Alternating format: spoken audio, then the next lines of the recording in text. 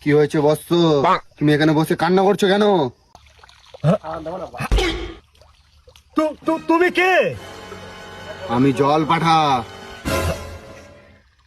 জল পাঠা?